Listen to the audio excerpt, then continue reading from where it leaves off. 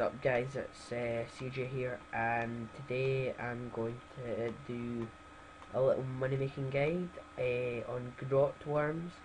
And first off, you're going to need to know the setup. So you need no food whatsoever if you bring a bunyip. If you do not bring a bunyip, bring a few of the best food for you.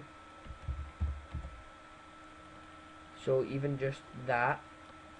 I recommend having at least 70 in all three combat skills: attack, attack, defense and strength, or 70 in either mage or range. This is the range setup. Pretty cheap alternatives, some broad tip bolts, helm of Neze. You can downgrade the Fury to a glory. You can download this ring to ring of wealth, something like that. The boots, I just like to bring them because they give you more life points. You can downgrade them if you want. You can upgrade these to Armadillo or Keros, I think it is, yeah. Bandos gloves, you can downgrade them to Royal, what do we call it? Royal Vampires or whatever. So, I'm just gonna for the melee setup, this is what I recommend: Fire Cape, Fury, full Darox, Bandos gloves, and this can be downgraded to Verax if you want. For the mage setup, I recommend Split Bark, but that can be upgraded to whatever you have: Neze, Fire Cape, Fury, Polypore, and whatever gloves and boots. So yeah guys. But I will be using range because grot worms are weak to bolt attacks. So yeah, I would recommend using range in the first place. So the location, you want to take your lodestone to Port Sarum, and when you get there, you want to run up to the White Knight's camp and enter this dungeon. Once you enter this dungeon in the White Knight's camp, if you have 50 agility, you can take this shortcut as you see on screen. If you don't have 50 agility, sadly, you're going to have to run through all of these little bits until you get to the bottom. So the world for this, I recommend 86 or 114. Whatever ones get the lowest amount of players on it, so I'm going to go with 86.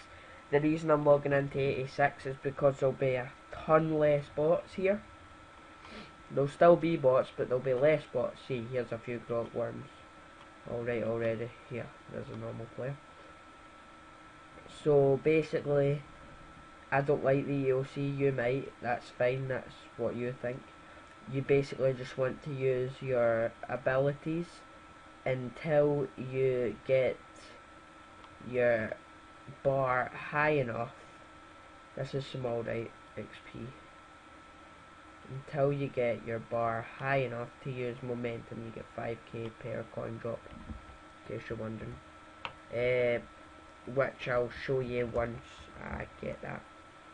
So now our ability bar is full, it's time to use momentum, and that's when the money really starts stacking in. So you basically just want to toggle this down so that you don't need that there, because if you hit an ability by accident, you sometimes get shark drops. That's why you don't need to bring food a lot.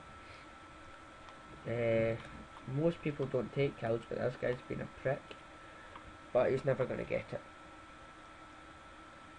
It's my kill. So I'll start recording in about 20 minutes and I'll show you the loot.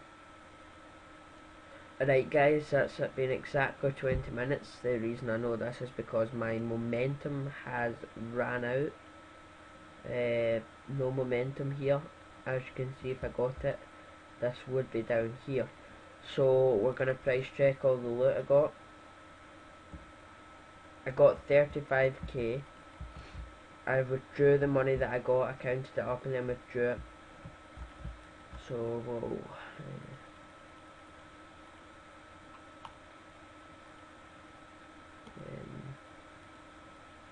All these.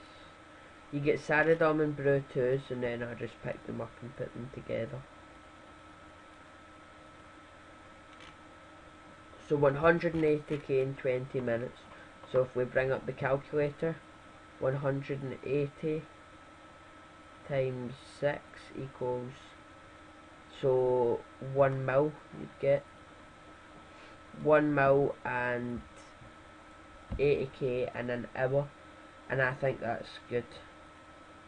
So this is the exact amount of money you'd make. I'm pretty sure I've got that right. If I do not, you can give me a shout and tell me I've got it wrong. So that's right here, and it keeps doing that. It keeps going to my little British soldier. I'm not going to go into depth on who and what that is, but yeah. Anyway, thanks for watching, guys. This has been my money making method. I do this quite a lot, so subscribe, please. More content coming out in the future. Hopefully at least a video a day. Maybe if I can't do a video a day, there should be one out. So thanks, guys, and I'll see you later.